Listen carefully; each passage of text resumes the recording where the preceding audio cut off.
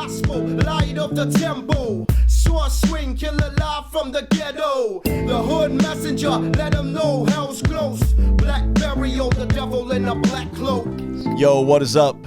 Welcome to the Street Gospel Podcast. I'm your host, Dave One, and this is episode number... Hey, yo, Cam, what episode is this? 108. Episode 108, man. We just keep climbing. If you checked out episode number 107, or maybe you missed it, go check it out. It's with my good brother, artist, world-renowned tattoo artist. I mean, the dude does it all, painting, everything. Check out Alex Garcia. Definitely one to check out, especially if you haven't seen him. Alex didn't never show his face at all to anybody. And he came on the show, and he said God spoke to him to be on the show. And the next day I called him, and then he was like, I want to go. So shout out to Alex, man, for getting out of his comfort zone.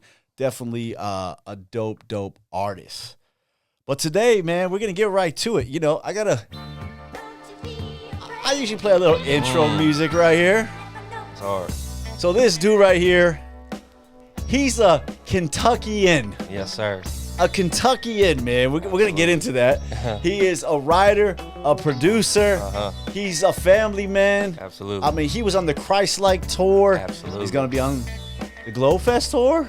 Yeah, we at Glofest for sure. I mean, and then he was at Rolling Loud recently. He's a believer. Yeah. And I want to welcome to the Street Gospel Podcast, Mr. Tommy Zuko. 2 up. We here, man. What's good? I mean, 2 up. It's Tuesday. It's Tuesday, bro. I didn't plan that. Hey, and it's 108, and I was born on the 18th. No way. That's all I'm saying. Oh, okay. It all lines up. It all lines up, man. God's timing. You feel me? Thanks for coming, man. Man, it's a pleasure to be here, dog. Thanks for coming, Let's man. go. Thank you for having me. So, today... I like that intro, too. That was, Yeah, that's my boy Malachi Dominion right there. tough. Even the intro song, he was like, I got some music for you. I'm going to put it. Whew. So, man, first off, let me just say this. Today, I'm just going to tell you this. We'll start off on the right foot here. Okay. So today, for like the last 3 weeks, me and Cam been playing with ChatGPT for work, for graphics. So I go in there, I ask ChatGPT, who are the biggest Christian hip hop artists right now? So it broke it down pretty good today. ChatGPT be knowing. You want to hear what it said? For sure. Okay, good stuff. So first it said, obviously, right? We already know who the who the big dogs are right here, Let me right? guess. he said, let me guess. So it goes into where am I at? There we go. So it says, number 1, who you think? Lecrae. Number 2, Andy Mineo. yes. Number 3, KB. NF. NF. Okay. Okay, so and then Valid. it said, never says he's a Christian, but it's born. Everybody says it. Yeah, Okay. Then it goes into 4, KB, but it says rising and consistently strong artist. That's number 4, KB. Then it says Hovey. It says Miles. My guy. So I'm saying, okay, where's my boy Tommy? I'm looking, right? But that's a good starting lineup right there, right? You know what I'm saying? That's tough. I mean, a good 6-man is Miles. I mean, can't beat that You know what I'm lineup. saying? So it goes down and says, respect the lyricists, underground favorites. Bizzle, Dayton, 1K Few. And then it says Indie Tribe, which kind of a cheat because it's a group, That's right? a cheat code, I mean, for that's sure. a cheat one right there. So we're just talking about single. All Yeah. right. So, They're tough. but I thought this was cool. Honorable mentions. Tommy Zuko. Emerging with buzz, known for authenticity and self-production. Whoa. So I was Shout out like, ChatGPT, man. I mean, they be knowing. They be knowing. That's crazy, though. But I thought that was dope. You know what I mean? Because That's I was dope. like, I was scrolling and I was like, okay, that's pretty cool. And I thought, That is are really you cool with that? Yeah, man. That's super tight. I mean, Yeah, shout out ChatGPT, man. For real.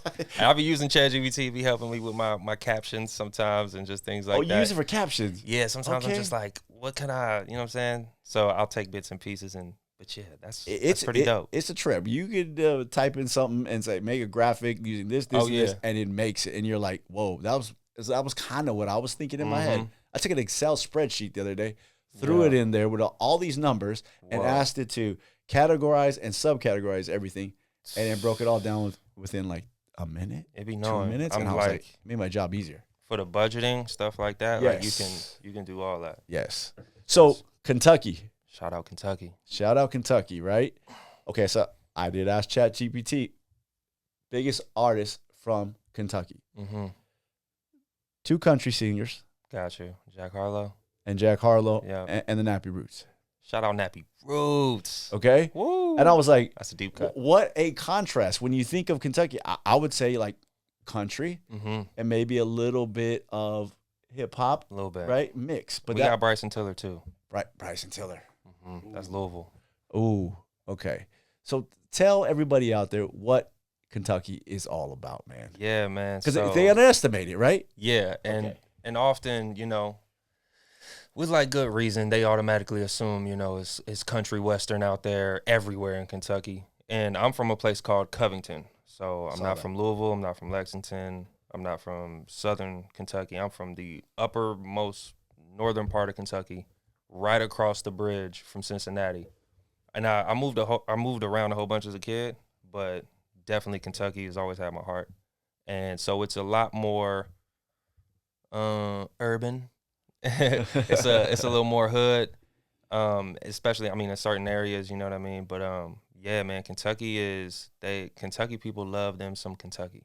Right. I tell you that much. Like they'll let you know it. I feel like that's why me and them guys from the Bay get along so well, because there's a certain Midwest Southern bounce that Ohio, Kentucky has, right? That is very synonymous with West Coast. That's a trip, because it seems like there's certain areas that are very far apart, but for somehow have some connection. Maybe it's like, maybe there was some Kentuckians or Ohioans that moved, you know, generations ago and brought that, you know, to the West, and they kind of like imparted that, and the West takes it and kind of makes it its own kind of deal, kind of like what you're doing right now. For sure. And I'll say this too. Shout out Trey Wright. He's been and of course Forsen, but Trey Wright, he's been doing a lot of production for Miles, and he's from Dayton, Ohio, and he's got that same thing. You would think he's from the West Coast by the way he makes his beats, and it's like Roger Troutman, the dude that sang, you know, California Love. Computer Love, all that stuff. All that. That's Ohio. Yeah. You know what I'm saying? He's from Dayton, Ohio. So I don't know what it is. It's that bass, it's that pocket, that groove that just happens to mesh really well with the Midwest and the very West. It's dope, because I like that every area kind of has a sound. For sure. You know what I mean? It's kind of, and I think that's what makes music unique. I was talking to my graffiti artist friend Skill a couple podcasts ago, and he was saying how when you travel, like, you can tell the styles of graffiti. And same thing for music. I think any art, right? Yeah. Any art, you kind of like go somewhere and it's a little bit different. And you're like, oh, okay. Maybe I didn't think I was going to like that. Or maybe I think I was going to vibe to that. But it is different. But it has a good flow. It has a good bounce to it, like you said. Absolutely. Yeah, I would school my wife on stuff. Like I would play her some older stuff, some newer stuff, some stuff from the early 2000s, and I'd be like, where are they from? She'd be like, Atlanta? I'd be like, Atlanta, okay, what about this? And I'll play something else. I'm like, New York? I'm like, okay, yeah. So everybody got their own little flavor, but that's what makes hip-hop so beautiful, man. It's like, and art in general, you know what I mean, is instead of being a product of your environment per se, it's like creating something from your environment. You know what I mean? Yeah. Creating a product from your environment, right? Rather than being a product. Yeah, you know what I mean? Big thing. For sure. Now, you talked about growing up, and your musical, I guess, interest is very vast, and it comes through your own music. Yeah. Like when I was listening, I was like, how this young dude know about this? Yeah. And how does he know about this? And then you've been on this 2 Up Tuesday stuff where you're taking old song. I'm saying old. It's back in my day, some of the stuff you've been using, and I'm like, yeah, that's tight. I mean, today you had 2 Up Tuesday. Yeah, and we did the Still Not a Player. Big Pun, right? Big Pun. Yeah, so I heard that today, and I'm like, okay, Big Pun. Yeah. And I'm thinking, how does this guy know? How do you know these songs? And how did you grow up? Did you listen to these songs? Oh yeah, man, absolutely. So I mean, I came up in the era of, you know, Rap City, 106 and Park, MTV, all this. So like, I don't know what it was, but it was just something about just hip hop and the videos and the vibe. I was like infatuated with it. Like, man, I couldn't wait to get home and just like watch music videos and like check out music and like learn about music. Like, I was just such a geek about it, and all types of music. Like, I love music documentaries, biopics, just like I was just always super into it. So yeah, it just I gravitated towards it, and that was the one thing. Moving around a whole bunch as a kid, music was like the most consistent. Wow. You know what I'm saying? Yeah. So it was always there. So I was listening to everything. I was listening and my dad put me on a lot of old school. My mom put me on to some stuff. I was about to say they had to. Oh yeah, and my dad was an OG, so he was like put me on to like Temptations and Parliament and stuff like that. My mom was playing Prince and Michael Jackson and New Edition. Yep. And then I find like, you know, my first favorite rapper, Snoop Dogg. So I'm listening to Snoop. I'm listening to Too Short when I shouldn't have been. Okay, we was kind of bugging out, but like, and then, you know, just growing up, and so now it's like my Apple Music shuffle is ridiculous. It don't even make sense. Yeah, I think when you are exposed to a lot of different music, it only and you're an artist, it only enhances the way your music comes out. It just comes out, and it seems like it goes to like your stuff. Like, I would say, like, if an old head was doing 90s remix, it wouldn't go over well. But sometimes when a younger dude does older music and flips it and makes it his own, yeah, it goes over well with the young people. Man. It just like, and then they rediscover it. Like, I was tripping out. I don't know. There's this new dance, so like there's this shuffle thing, right? And it's an old, like, what's the group, Cam? Mini Pearl. It was a Mini Pearl. It was like Raphael Sadiq. Okay. It was one of the girls from En Vogue, and it's a dude from Tribe. Which guy from Tribe, Cam? Ali.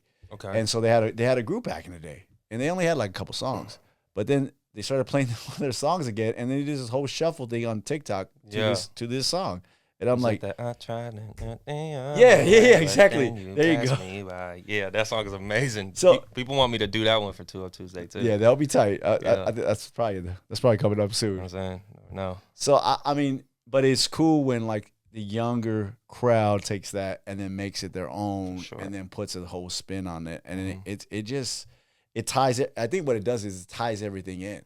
I remember listening to beats and when I was younger, trying to be a rapper, and my dad would come and he'd bring like a sample, you know, or he'd bring like an instrumental, and he would always look at it as the original. Yeah. And I'd be like, oh, this song's dope. And he's like, oh, it's sampled. It's Cutie Pie by so-and-so. And they sampled it. But it tied the generations together. So I think that's like the key. Are you seeing that? Are you seeing like the older folk being like vibing to you because it's like, yeah, this guy's taking these old beats? Absolutely. I mean, people are, you know, there's of course one side where they're like, oh, you shouldn't be rapping on these beats. But then there's the other side that's like, yo, I loved this song way back when, and now I've, you know, turned a new leaf in my life.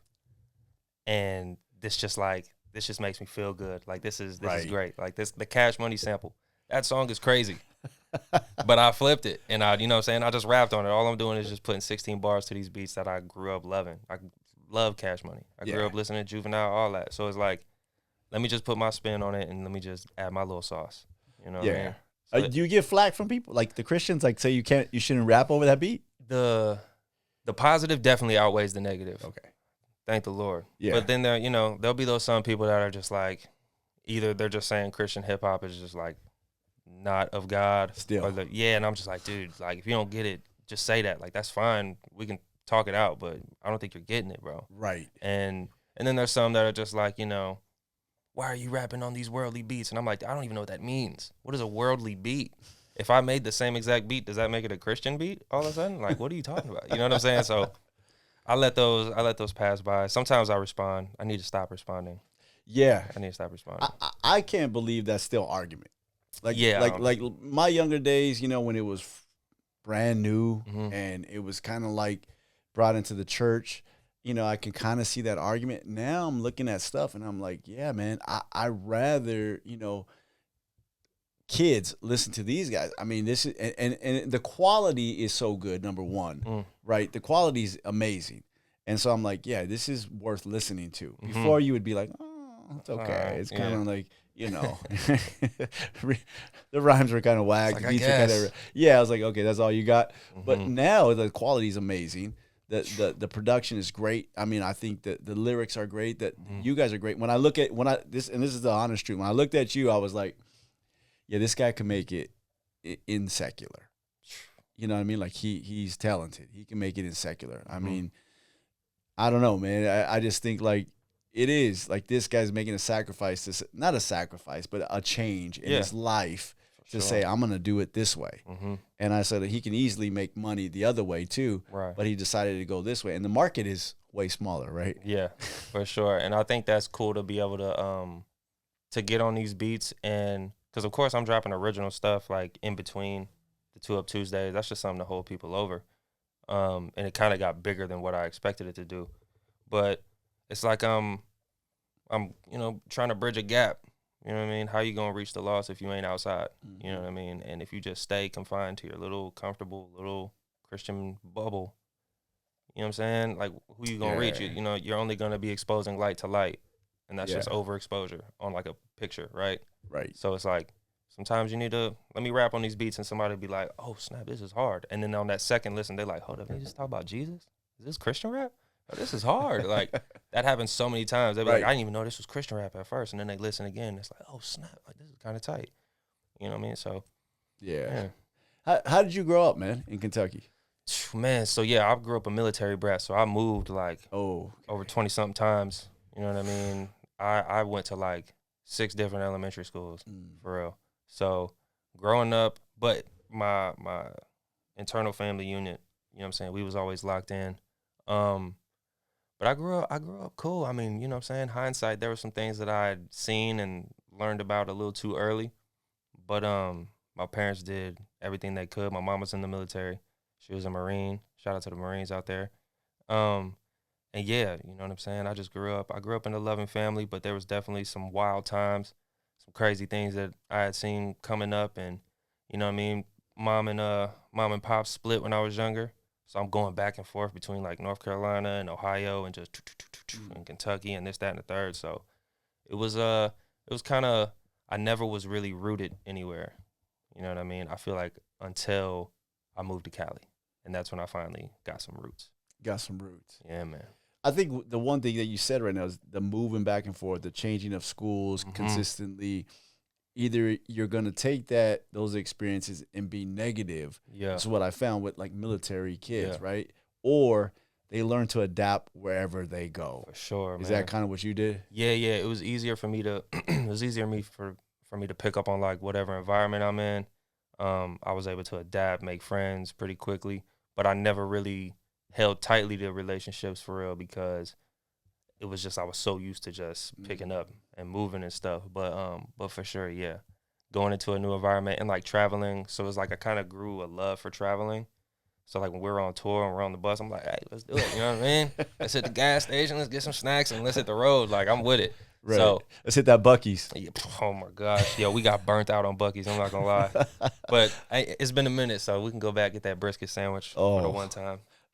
I've never, like, we went there a couple times, right, when we were in Texas. Yeah. And then somebody told me, they DM'd me, and they were like, hey, you got to get the brisket sandwich. And so I went, and it was under the lamp, right? Yeah. And, like, you have this thing, like, it was like, man, anything under the lamp, I don't know how long it's been there, because you're thinking, like, 7-Eleven or something like that. So I get the brisket sandwich. I'm going to try it. I'll chance it. I think it was fire, man. I'm telling you, bro, it was gas. For being under the lamp, I was nervous, too. I seen it under that heat lamp, and I'm like, in that rap, I was like, all right, bro, what's the date on this? What's the time? I know, I'm like, but they move them so fast, you don't have to worry about that. It was wild. When our first experience in there, where I was looking around, I'm like, yo, this is like Vegas. Right.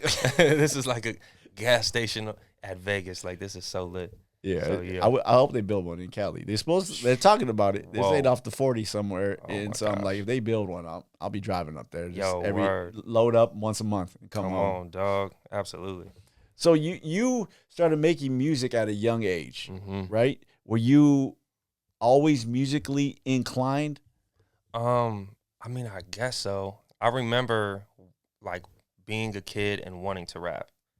You know what I'm saying? So it was like I seen Lil Bow Wow and Snoop Dogg, and I'm like, oh, he's a kid. I'm a kid. You know what I'm saying? Like, Yeah. he got braids. I got braids. I'm about to be a rapper. Like, this looks fun. So I just started writing my own raps, and I don't think I started recording myself seriously until I was like 16, and I'm recording in my closet on like the worst microphone you could think of, using Audacity, just like, taking beats from SoundClick. I don't know if you remember. Yeah. You get those free beats. They got like 30 tags on them. Yeah. You know what I'm saying? I'm rapping on those, and it just kind of happened naturally. Like, I was just the kid. I would say for certain, like in high school, I was the kid at the parties. I was rapping. Like, somebody would be like, yo, put on a beat. Yo, TJ about to rap. And then I would start rapping from then, and then it would just go, it would go up from there. Were you good right away, or was it just like, oh? I think I was dope right away. I ain't gonna lie, I was pretty dope. Like, I mean, of course, I think when you're first starting, you're just kind of like, what I started doing was I would take like a Juvenile record or like I think it was JT Money or somebody like that, and I would take their words and I would kind of flip it and make it funny. Okay. On some like Weird Al type beat. And so I started off doing that, and I think that's how I learned how to like create a cadence, get a flow, and I would also like sit there and try to like remember Lil Wayne lyrics and like just like recite them. Like, just as a kid, I want to know the whole song.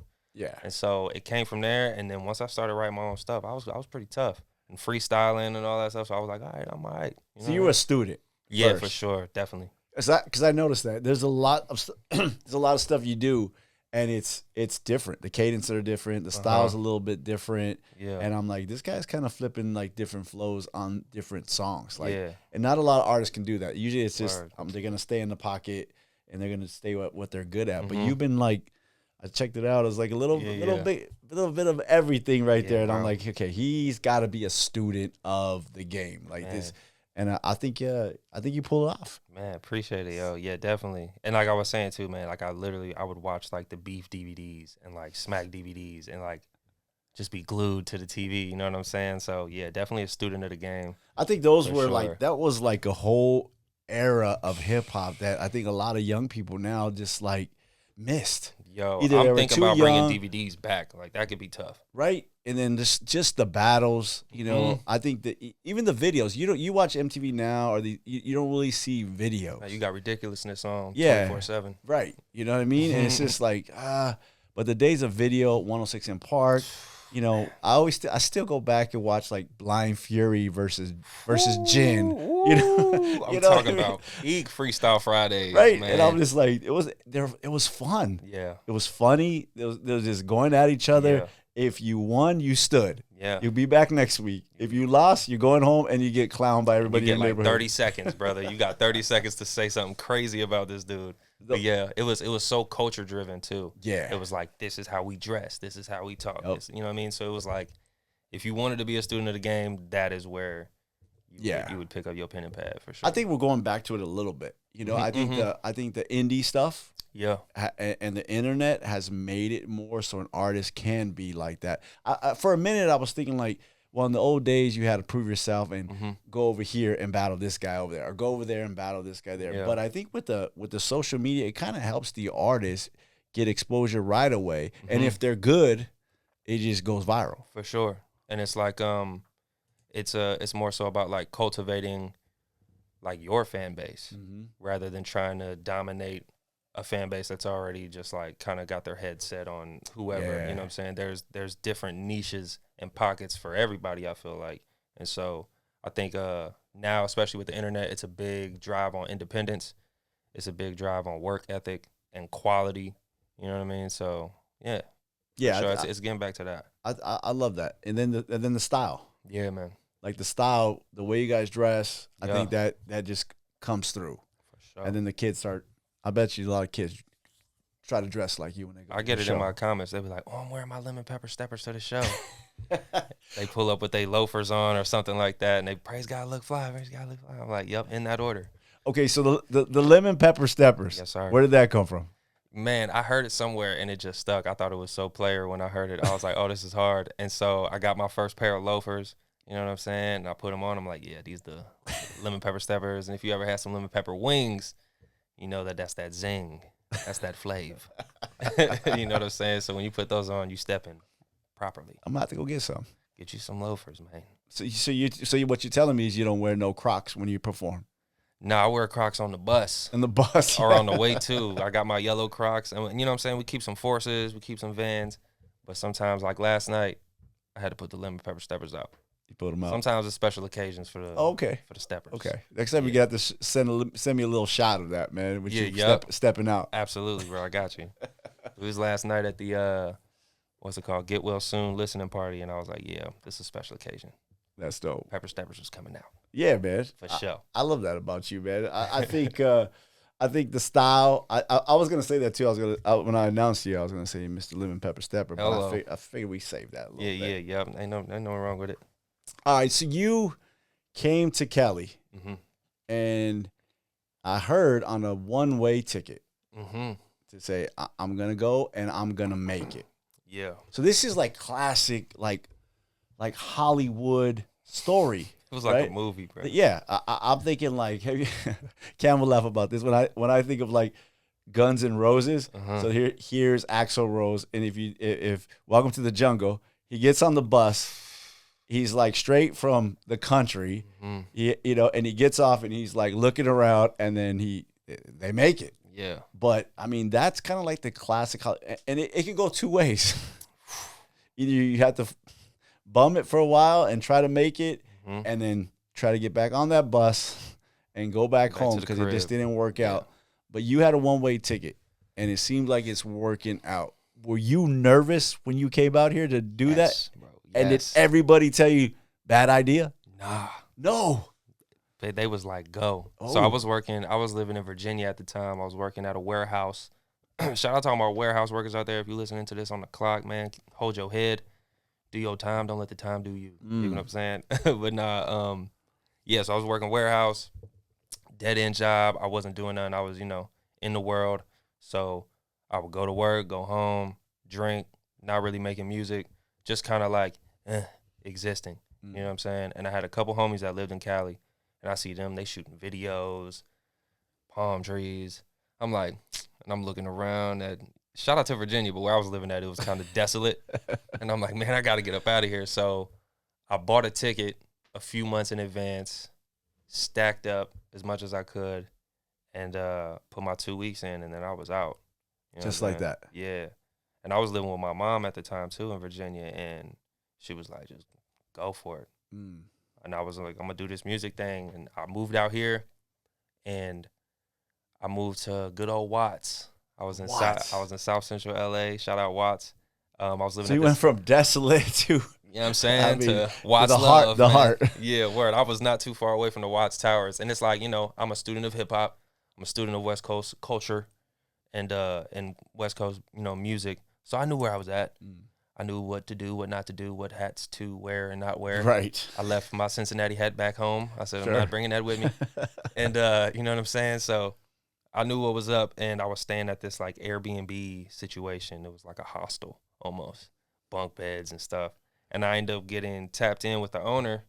He lets me work there and stay there for free. Wow. So I was like, all right, I clean the place up. I check in guests. I get to stay here for free. I was like, all right. And then that situation kind of turned into like I was just being stuck there. Like I was held captive almost. Like I can't do nothing. So one of my good homies, he had moved from San Diego to Orange County. And so stayed with him. It was like a family friend. Known him since 7th grade. Shout out Matty Mo. And stayed with him, moved to Orange County. And I was like, oh my gosh. Orange County. That's a big jump. I was like, oh snap, there's like a lake in the neighborhood and stuff. But there's a Chick-fil-A. Yeah, bro. But yeah, man, shout out to Watts though. There was like a corner store right across the street, had the most fire sandwiches. But yeah, yo, moved out here on a dream, and then in Orange County, that's where the Lord snatched me up.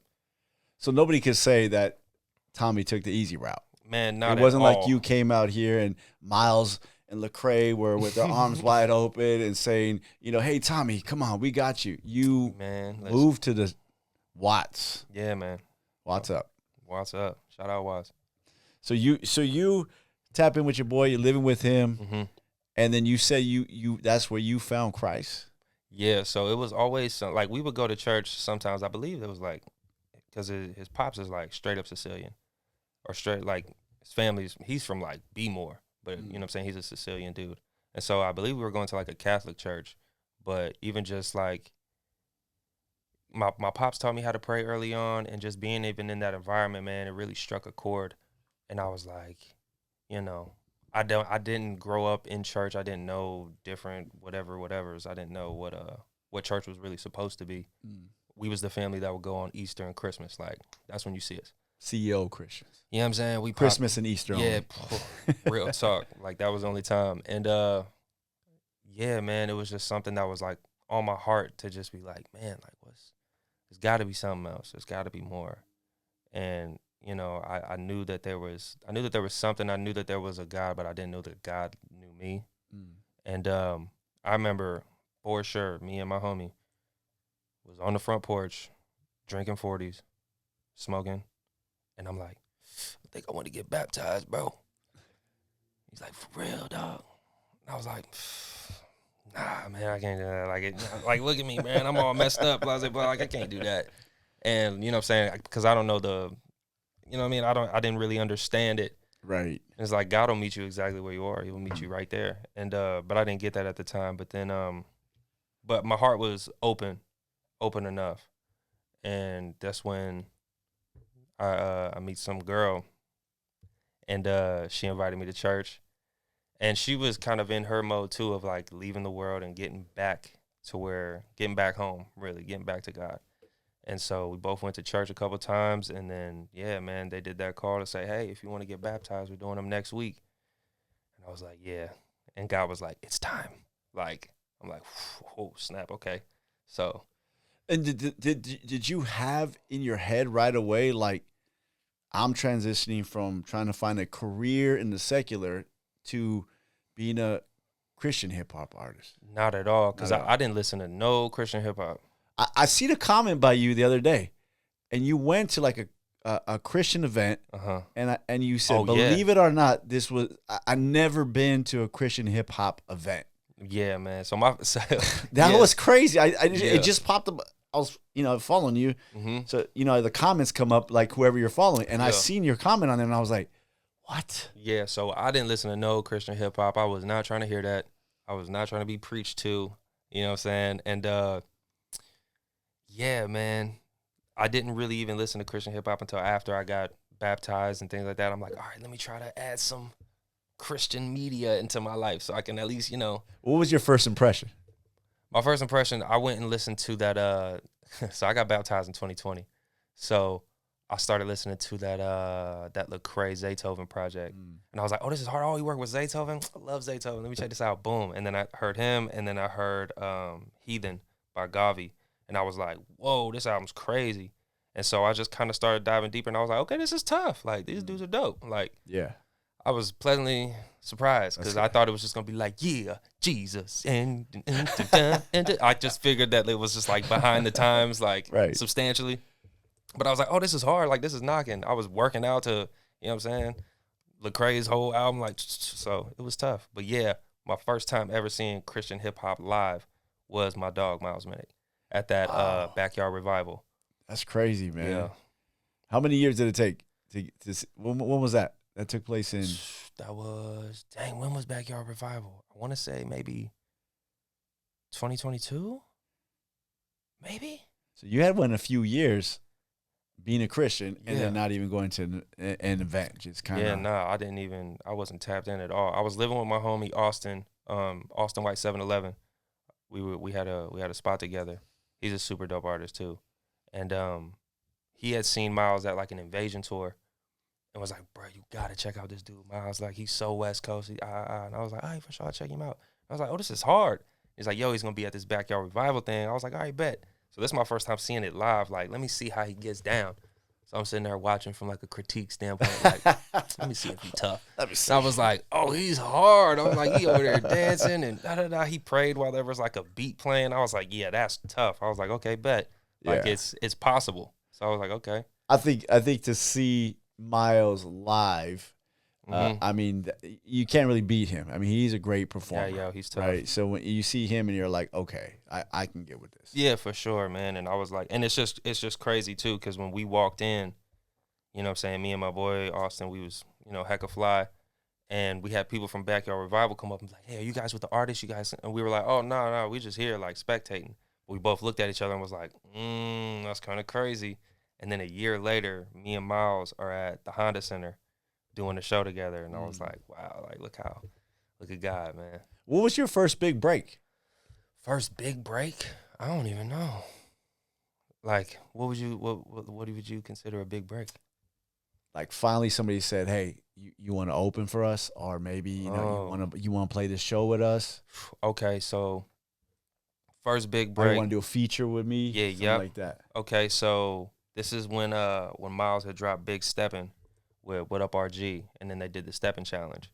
And I'm not one to do challenges, this, that, and third. I was just like, man, nah. But something was like, man, you need to do that. And hindsight, it was definitely Holy Spirit. Like, if you don't listen to me right now, you better lock in. And, you know what I'm saying? I did the Steppin' Challenge and won. And when you win, you get to open up at Glofest, and you get a feature from Miles.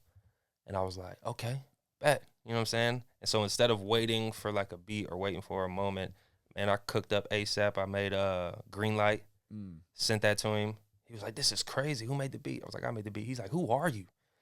You know what I'm saying? This is the first time a lot of people, too, in Christian hip-hop or Christian hip-hop consumers are even seeing me. Right. You know what I'm saying? So I made like a couple songs before that, but, you know what I mean? No one knows who I am, so no one's checking. I'm not even in the space. And we shoot the video for Greenlight, and it was up. Yeah, it's been really just like, it hasn't been straight up, but it's been onward Steady. and upward. Yeah, for sure, ever since. It seems like you have a calm confidence. Like, I mean, obviously, you came out here on one-way ticket thinking like, yeah, we're going to make it happen. Yeah. But it seems like even with the Lord, like you have this calm confidence, like, I'm going to make it. This is going to happen. I mean, love that. Is there a plan B for you? Not at all. Okay. Yeah, nah, we ain't, nah. Even think about a plan B, like, makes me feel weird. You know what I'm saying? Like, it makes my stomach feel weird, because then it's like, if I think about a plan B, I'm like, nah, you didn't try hard enough. So I'm like, it's all or nothing for real, because I had, you know what I'm saying, I'd left my job. I was working like a project manager, my first big boy job, working remote, all that stuff. And then before we went on tour, I put my 2 weeks in, and I'm like, yo, like, I'm going all the way. Because I knew when I came back from tour, I was like, man, I can't go back. I'm gonna hate it. You know what I'm saying? So, you know, after getting a confirmation of a confirmation, talking with my wife, and talking with my pastor, and talking with, you know what I'm saying, my brothers and sisters in Christ, it was like, yeah, it's a go. So, yeah, I'm definitely on go mode and on glow mode. Yeah. For sure. So you have a wife. Doing it by yourself, way easier. You can live off of nothing when you're by yourself. But you got a wife, you working on a family. Yes. And does that get you a little nervous, because it's not just Tommy anymore? Yeah, word. It's a family, and you're like, yeah, this really got to work now. Yeah, for sure. I think it definitely, I mean, it makes me nervous, because that's just the human in me. But you know, I mean, we've already, you know what I mean, experienced times where we're like, oh man, I don't know.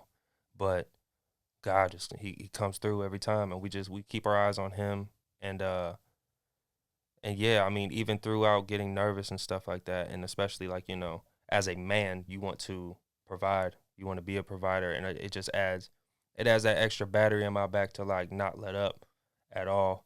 And you know, I've sat there and in the quiet place, or you know, with her, and just cried out to God, like, God, we want this so bad for you. Like, we want that. You gave us this dream. Like, we want to fulfill it. We will do whatever it takes. You know what I'm saying? To make sure that not only that we work to the best of our abilities, but we uphold integrity. We keep you at the center. Like, if you don't want it for me, demolish it. And every single time, it's just new levels. He keeps boosting it up. So I definitely get nervous, but I try to shake it off. You know what I'm saying? I'm only human. But, yeah. You know what I mean? But I got the utmost confidence in myself and in my Lord. That's huge. Yeah. Yeah, that's huge.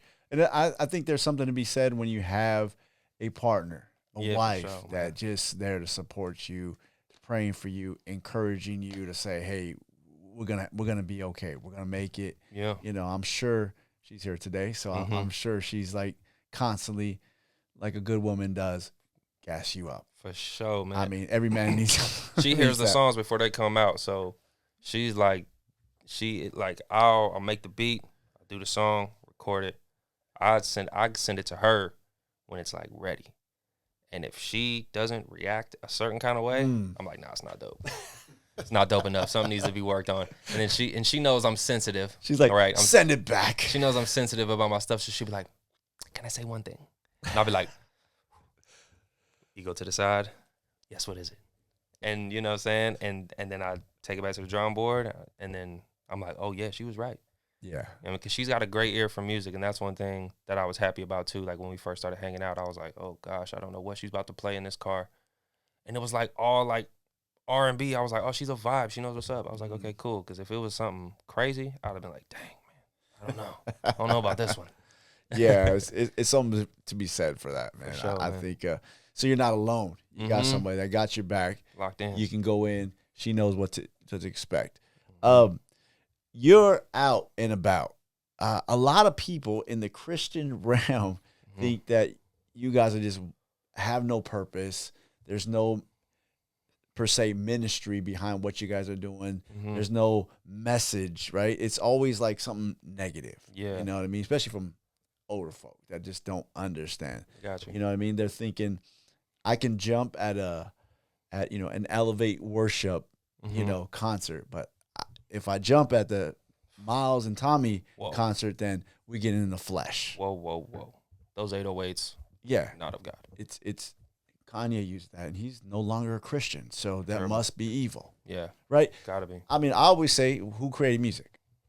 You know, the devil takes everything and tries to pervert it, dilute it, make it evil. But God's the one that created the music. For sure. I mean, so when people say, like, God can't move at your concert, what do you say? Stop putting God in a box, man. I don't know what God you're referring to. My God can do anything. You know what I'm saying? My God can move anytime, anywhere, any place. And if you don't believe it, come to the show. Come to Glofest. See for yourself.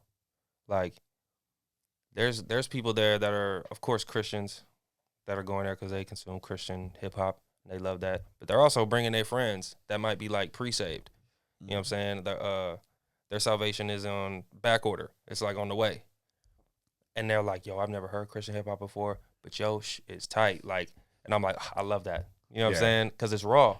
And, you know what I'm saying? If we can be the one, sometimes we might be the only representation of Jesus that anyone may see. Yes. You know what I'm saying? Or that one person may see.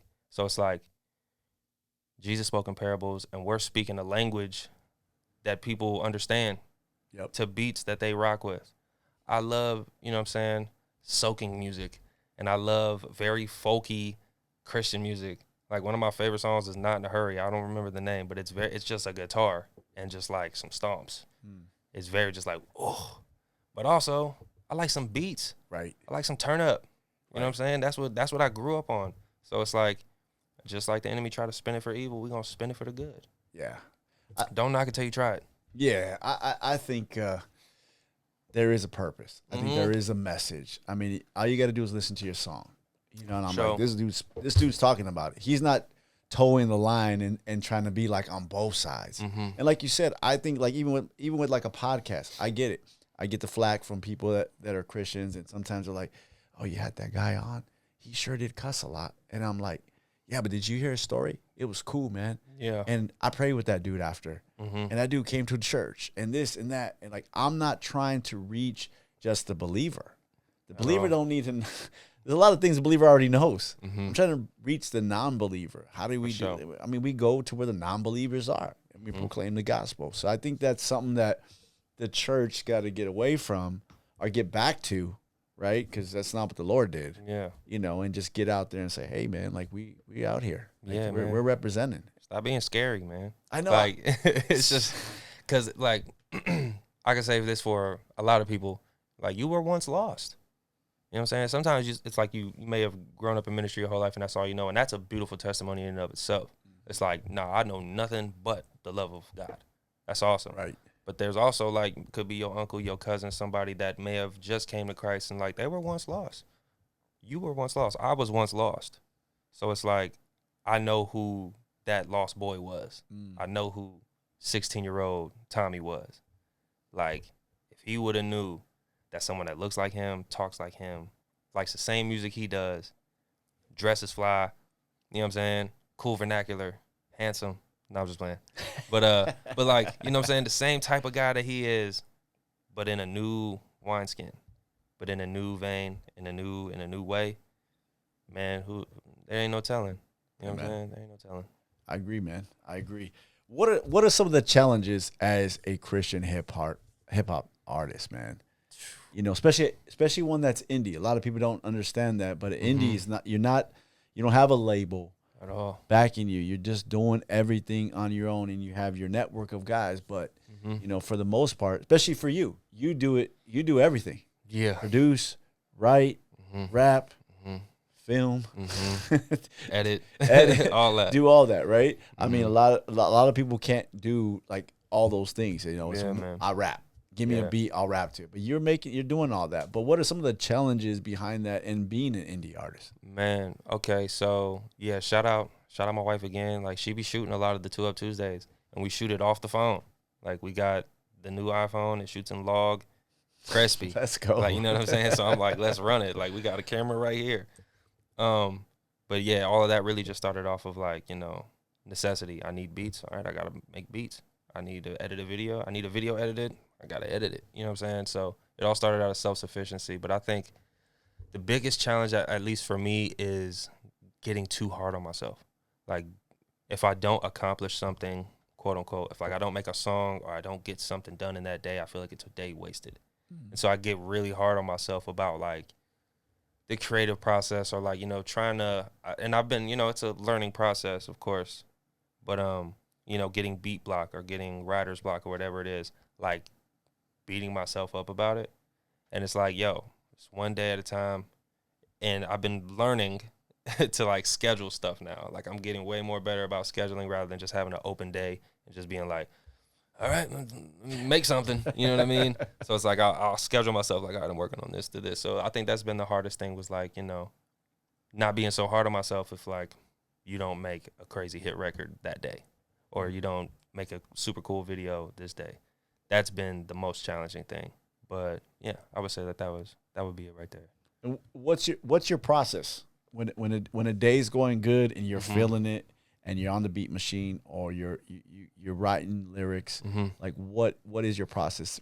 Are you doing the beat first, or coming up with an idea for a song and then putting it all together? How do you go about that? Yeah, because you got challenges more than other guys. Other guys go, somebody sent me a beat and I loved it and I wrote to it. Now but you got to make the beat and make the lyrics for the beat. And I'm recording and all that. Yeah, so, you're engineering and everything. So yeah, that's another thing too, is like dealing with like latency issues and this, that, and the third. And I'm trying to troubleshoot. I'm chat GPTing like, why is my Logic acting so crazy right now?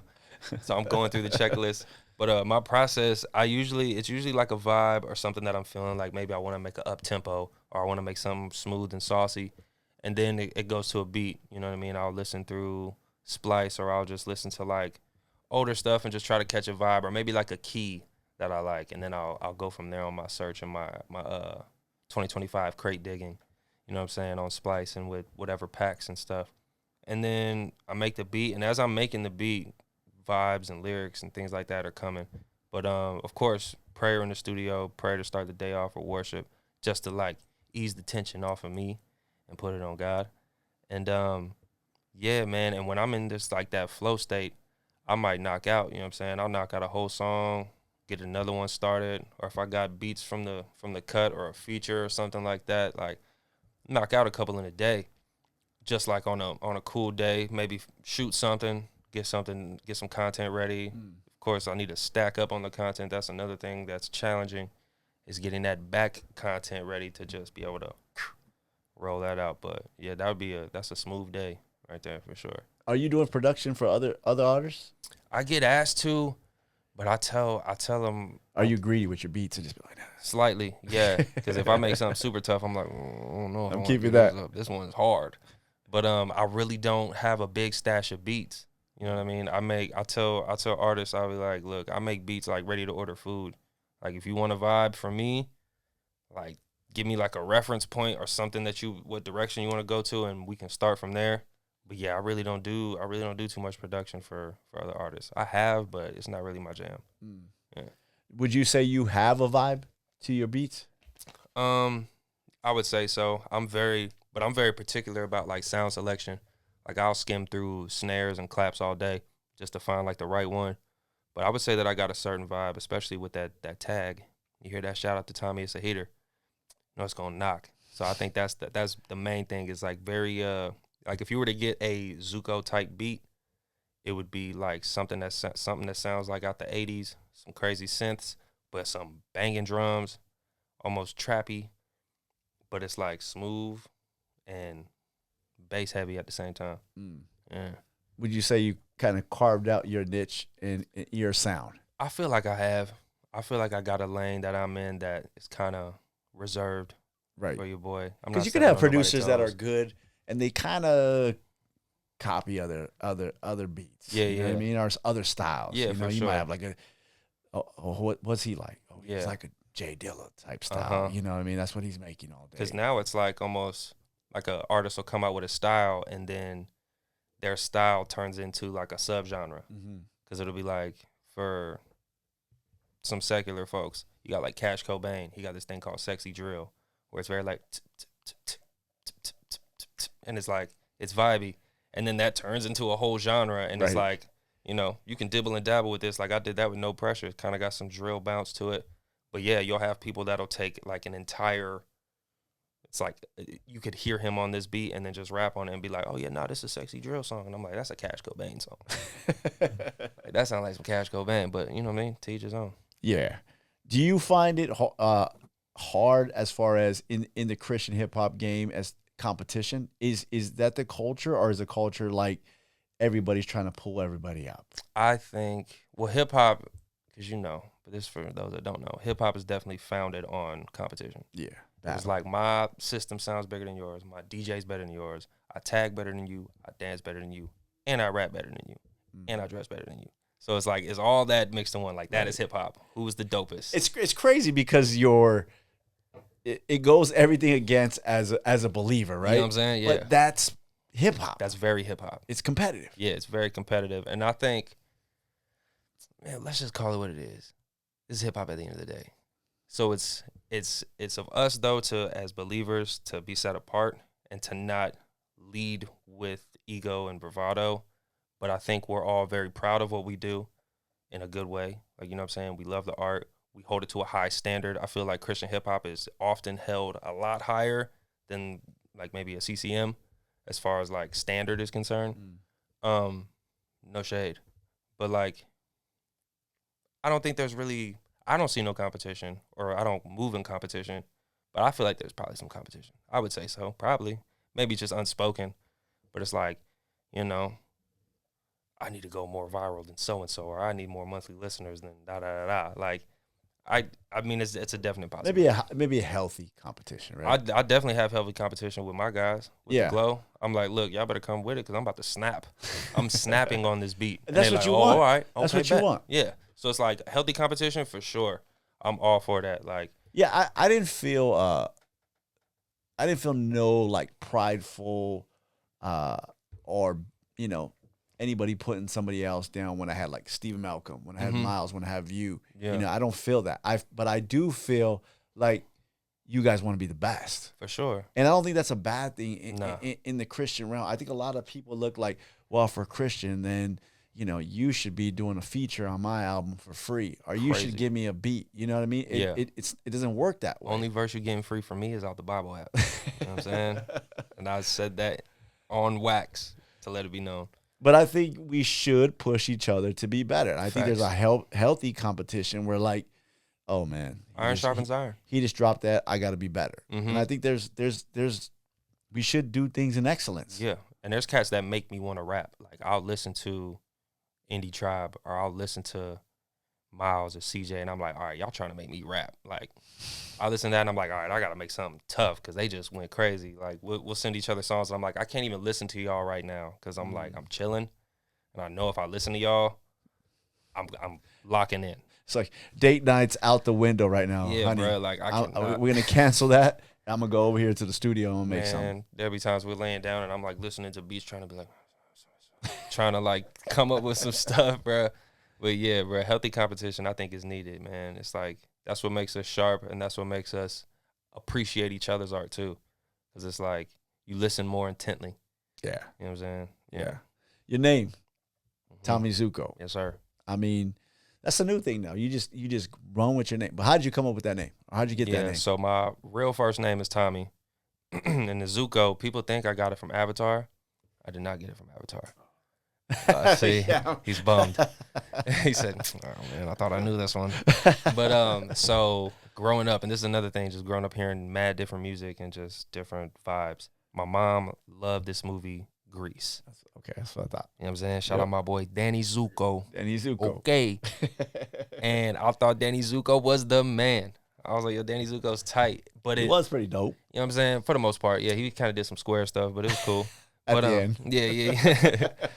You know what I'm saying? You got saved at the end, I guess. Yeah, for sure. And I ain't mad at a cardigan at all. I ain't mad at it. But yeah, he was trying to treat Sandy wrong, man, and that wasn't cool. Yeah, man. But yeah, so I got it from there because I was going through this transition of my old rap name, and this is before even going to Christian hip hop. But it was like, I'm thinking like on the back end of like search engine optimization. And I'm like, when you search up this name, this pops up. Like, nah, I need something that's like, when you type this, only me. You'll only see me. And so I'm like, okay, I don't want to go by like my government. So let me try to see. And I came up with like a list, and I kid you not, this is how I did it. I'm like, all right, I'm reading the names, and I'm like, all right, and the Grammy goes to such and such. Nah, that doesn't hit. That's dope. The Grammy goes to Tommy Zuko. That sounds good.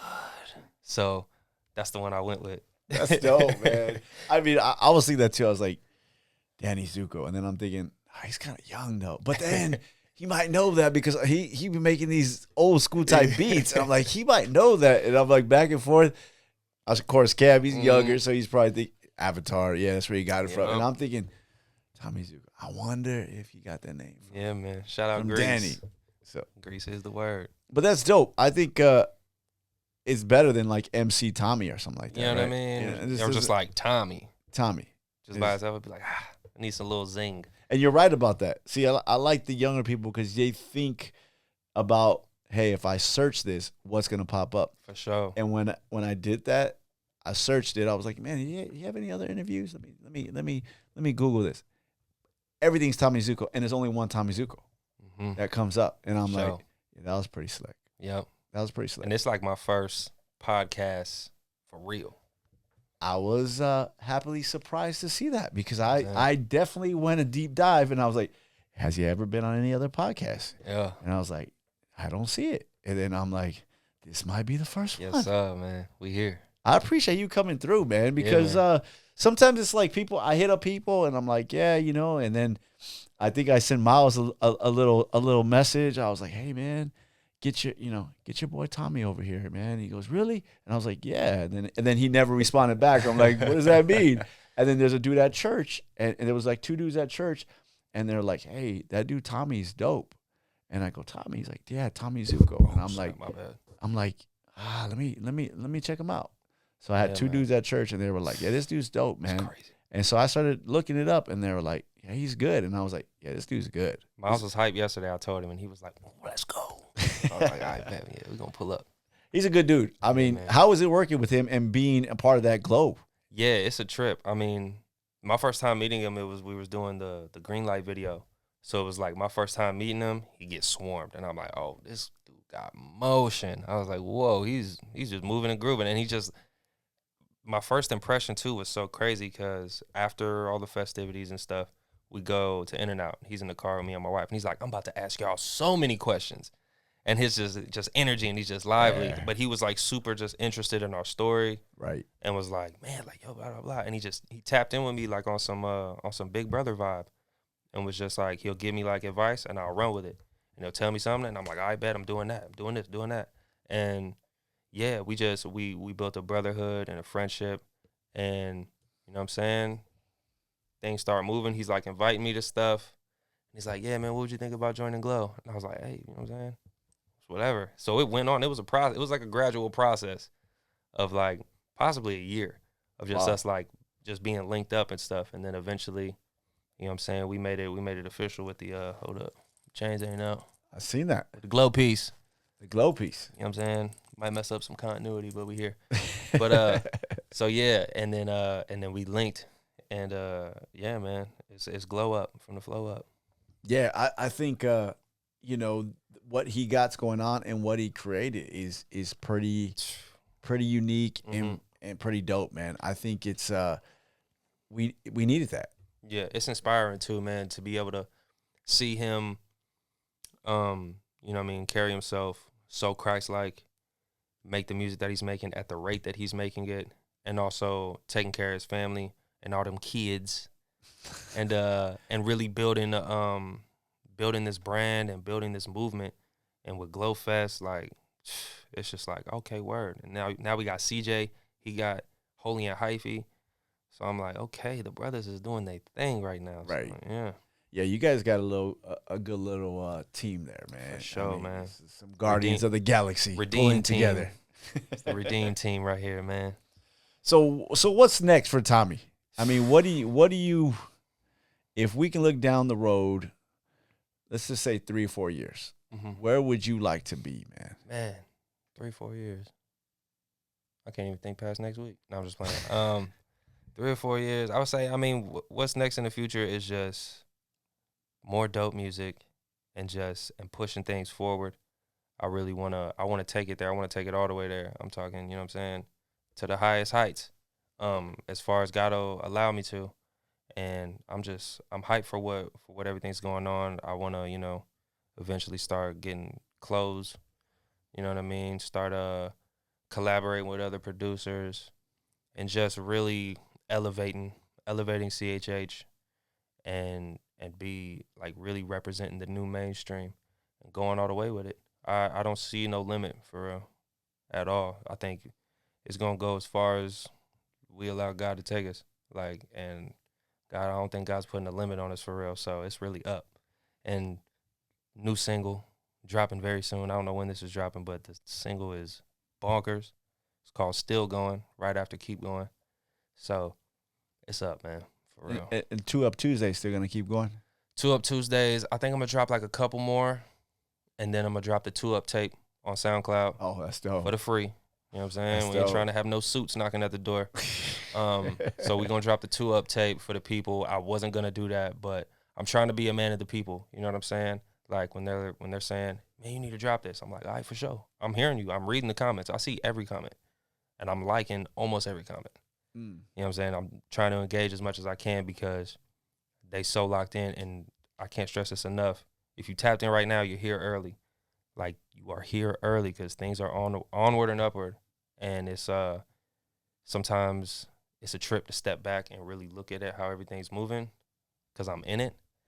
But it's up for sure. But yeah, trying to be a man of the people, man. So I want to drop that 2 Up tape for him, give him something to ride to in the meantime. So would you say that I'm in early? You definitely here early, man. Okay, cool. You're gonna be like, look, when we run this back, the next episode, it's gonna be like, man. So since the last time we talked, it was da-da-da, and that was da-da-da-da. You know what I'm saying? Like, I'm telling you, man. Yeah. All right. I just want to make sure, man, because You here early, bro. I don't want to be like, hey, Tommy, remember me? Who are you again? I'm looking down. Nah, you gonna be able to tell people like, Be like- man, I had Tommy in here Like, when his wife drove him here, man. Now he got a driver. I'm just playing. I remember when Tommy was hanging out with Lecrae. Now Lecrae's opening up for Tommy. Shout out to Lecrae. And I'm on that Get Well Soon. I got a feature on that. I seen that. Yeah, You posted man. that today, right? Yes, sir. I seen that. At first, I thought we were saying get well. I thought something happened to Lecrae. no. I was like, Get well soon. yeah, I was like, okay, cool. How Yeah, is man. Lecrae, man? He's the biggest Christian hip hop artist. For sure. If you can go from one extreme to the other on Lecrae, right? I mean, you Google Lecrae. You talk about Googling somebody's Yeah. name. You Google his name. It's either gonna be polarizing. Yeah, It's either you gonna Google be all, Christian hip hop.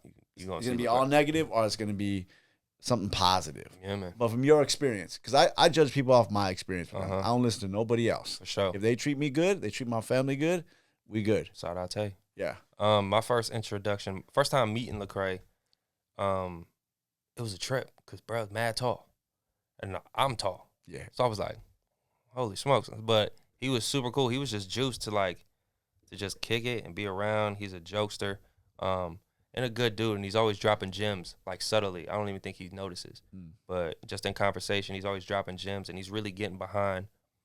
For one, he's getting behind Miles, and he's getting behind really, the younger cats coming up, and it's just dope to see because it's like when I had no idea who Christian hip hop was, I knew who Lecrae was, and I was like, so to hear him not only name dropping me on a song, and then being like, hey, we got to get Zuko and CJ on this.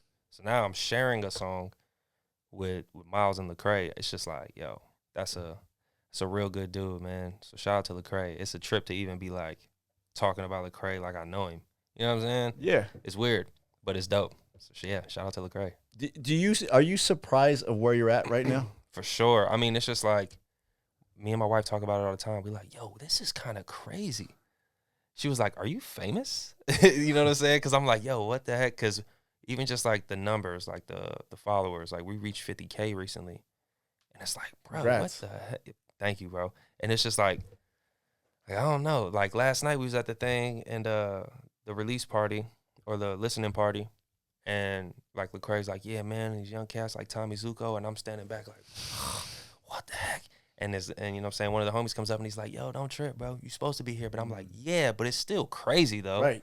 He's like, it's not crazy, man. It's meant to be. But I'm like, but it's still crazy. Like, nah, this is a trip.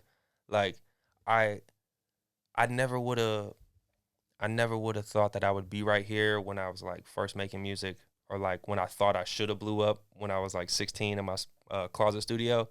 Like I thought I was supposed to blow up then. I never would have imagined that it would be aligned with God, for one, and for two, to even be able to see people backing it up so much. Like there's a lot of love for the boy and for what we got going on, and it trips me out, man. It's dope though. I'm hyped for it. Super dope to do something for God, something you love, yes, and something with the person you love. Yeah, man. And you can't beat that. At all, man. Everything else will come later. I mean, if it's financial, spiritual blessing, whatever it may be, if you have the love, yeah, that's all that matters. It's the journey too, man. Like there's gonna be. I always just think about, because of course I grew up watching like music documentaries, things like that, and there was always that come up, and then there was like a moment that happened that was just like it kind of shifted everything, and not that I'm like anticipating that moment. I'm not chasing that moment. I'm just making dope stuff that I like, that I would want to listen to, and that people gravitate towards it. And but it's just dope to be on this journey because I know, you know what I'm saying, 4 or 5 years down the line, I'm like, yo, like, dang, you remember when So yeah, it's crazy. It's crazy that we got to catch you at the foundation and the uprise, because we seen it. You know, like I said, you go to your page, you just see it. You see like, okay, this guy's gonna do good. Wow, this guy's gonna really do good, and it's a blessing to see like that. And that's the story of the podcast. I tell everybody asks me, like people at work or in the street, oh, you have a podcast? Yeah. What's the premise of your podcast? Right. Or what's your podcast? The podcast, what I always tell everybody, the podcast is a story of coming up. And if you're from the street, you know what that means. Not coming up like growing up. It's part of it, but the story of coming up. Where did you come up? And we get guys that come in here and maybe they were in jail. You know, they were in prison. They got out and found a career. Yeah. You know, whether it's in art or whatever it may be, right? That's the story of coming up. You know? Sure. Somebody get off addiction and they found Jesus and their life was transformed. That's the story of coming up. That's up. You know what I mean? And when we see you, I seen that same thing. Like, this is a story of coming up. And when I heard that you came here on a one-way ticket, you know, and you're from Kentucky, you think like, yeah, this dude was all in from the beginning, didn't have a guarantee, but now he's at the foundation, and he's just like, and I think as long as you keep that humbleness of, yeah, how do we end up here? Yeah, bro, it's right. A trip. I think that's huge, and I see that like I see that in Miles because he was Mhm. like that even after the podcast, you know? Yeah. I see that in Steven. Like, they are humble dudes. Like, yeah, this is cool. We get to do Yeah. something we love for the Lord with our ride or die. Yeah, man. And I'm just hyped that like God's like blessing it, and it's like wow, because there were so many years where I was like, man, I don't even know if God sees me, if God knows who I am, like, you know what I mean? It's like I knew of God, I didn't know if He knew me or anything like that. So to like see Him blessing me, see Him, hear Him speaking to me, and you know what I'm saying, getting dreams and visions, and she's dreaming things, and to be able to like be at a point where you can see it, where it's like tangible, like, yo, we could get there. Like, that's how I see Miles. I'm like, yo, by this time next year, I'm, you know, hoping to be where he is. You know what I'm saying? It's just, and he's just going to be, he's going to be super, super duper out of here. But of course, he'll still be, you know, grounded in where he is and stuff like that. But yeah, bro, I can't explain it no other better way than just like, yo, it's a trip. Okay, so all this good stuff happened in your life. Mm-hmm. You got one thing that probably is going to surpass all that. Mm-hmm. Maybe in a few months. Mm-hmm. We might have to bleep this. Oh, do we have to believe this? We might have to okay. bleep this. Okay. We'll talk about that next time. Okay, How about we put that next time? I was going to ask you if that was cool. But that will be the next one. all right. So to be continued, when Tommy Zuko comes back, we're going to talk about some stuff. We ain't going to tell nobody out there, but we're going to have a big surprise. Hello. Stay tuned. Yeah. Right? Okay. I'm good with that one. For sure. My dog. All right. You got something coming up. Glofest. Tell us about Glofest, man. Hold on. Let me make sure I say the right date. Because if I don't, I am going to get packed out. I'm just kidding.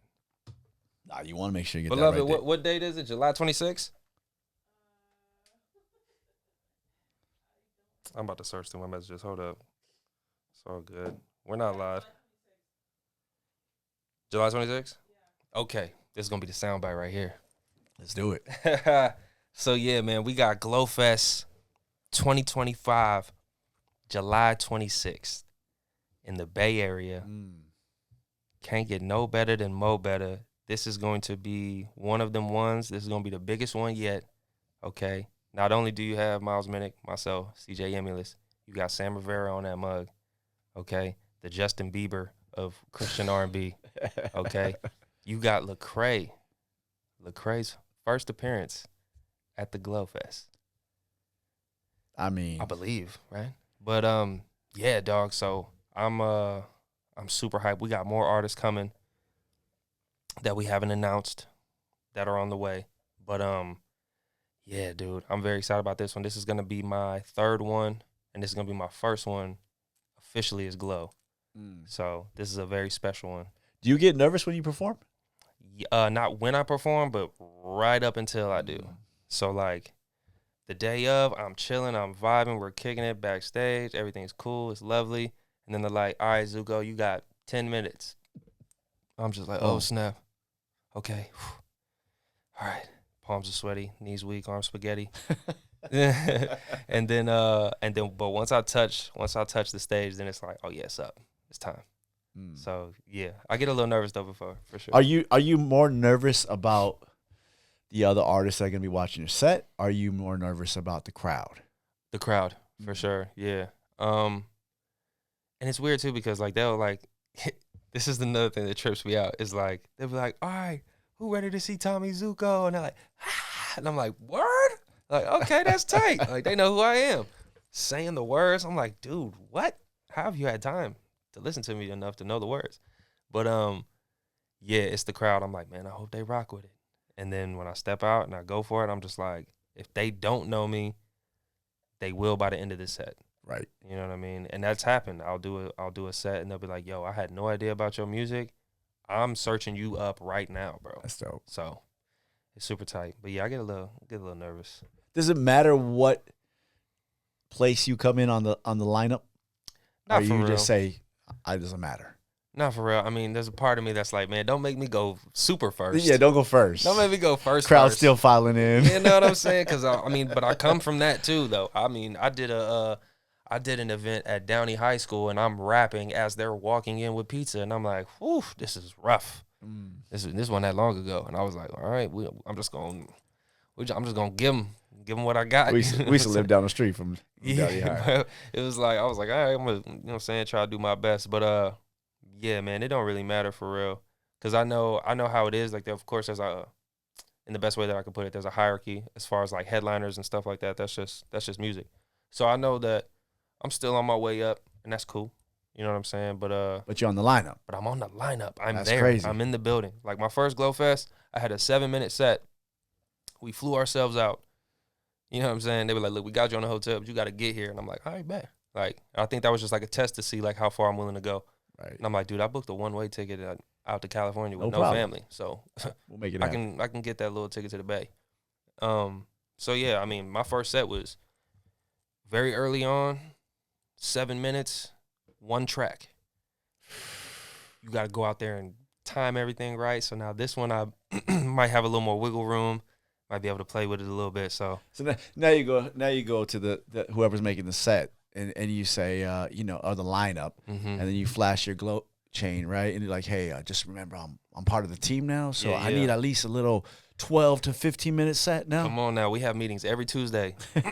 So I'm sure that that lineup discussion we won't talk about it, but I'm just happy to be in the building, for real. I'm just happy to be in the building and be able to be a part of this, man. It's like, it's crazy. Super dope, man. Yeah, man. I thank you for coming out, man. Thank you for having me, bro. This has been awesome. I was a little nervous. I ain't gonna lie, I was a little nervous because I'm like, I ain't never did no, you know what I'm saying, situation like this, but this was super dope, for sure. Tommy Zuko, first podcast on the Street Gospel Podcast. Big us in the chat. Man. We do one last thing. Uh-huh. Me and Camo call it the Furious Five. Okay. Street Gospel Furious Five. 5 furious questions to answer. Okay. We got a little beat. Okay. Nervous again. Don't get nervous. Yeah. Oh, I'm just playing. There we go. Question number 1 on the Street Gospel Furious 5. Who is your biggest influence? My biggest influence, like musically or just in general? Anything. Oh my gosh. And the beat's playing, I feel like I'm being timed. Okay. I would say my biggest influence from a little kid, Snoop D-O-double-G. Snoop D-O-double-G. Yeah, man. Favorite Snoop song? Oh, it's off of Paid the Cost to Be the Boss. It goes like, Snoop Dogg. Bam, boom. It's fallen, right? The beat's like fall. It's weird. I don't know. But I would say this, G's and Hustlers. Ooh, it wasn't on his album, but it was the Dog Pound. It's a doggy dog world. Woo. Okay. My favorite. Yeah. It's just the flow is Doggy just style. That beat. That's a good beat for you right there. Yeah, Paid the Cost to Be the Boss though. That's what I was listening to in like 5th grade. That's a great album. 5th grade. You know what I'm saying? He's been around forever. Yeah. Question number 2 on the Street Gospel Furious 5. Okay, this is my stardom, bench him, trade him. Oh snap. Okay? Okay. J. Cole, Drake, and Kendrick. Okay, it's start him, Bench him, trade him. trade him. Oh snap. Okay. Start him.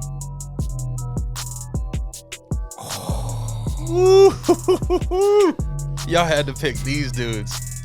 Okay. I just got hot. I ain't gonna lie. Start him, bench him, trade him. Let me just put it this way.